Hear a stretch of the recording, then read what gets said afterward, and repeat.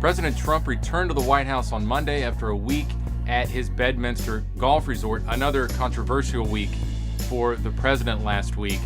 The White House is undergoing a number of long-needed renovations that were put off by the last few presidents for different reasons. Some heating and air conditioning issues, some wiring, including, I've been told, some top secret wiring.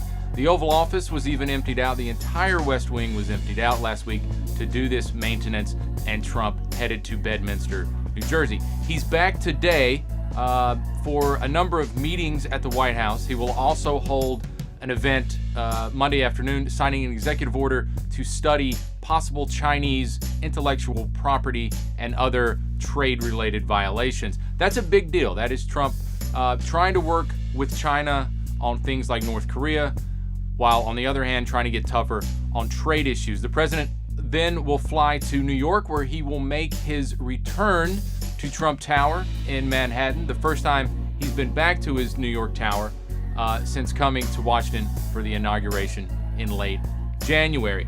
The rest of the week shapes up much like last week was at least planned. We'll have some theme days as the president returns to Bedminster Tuesday night or Wednesday morning. The rest of the week, he will focus on veterans, small business policy, and on Friday, expected to address the opioid crisis.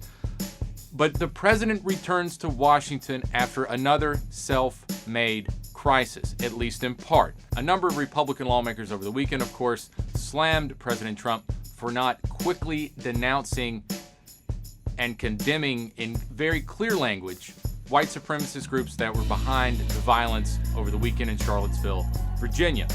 We condemn in the strongest possible terms this egregious display of hatred, bigotry, and violence. It has no place in America. This is yet another fissure between he and the Republican Party.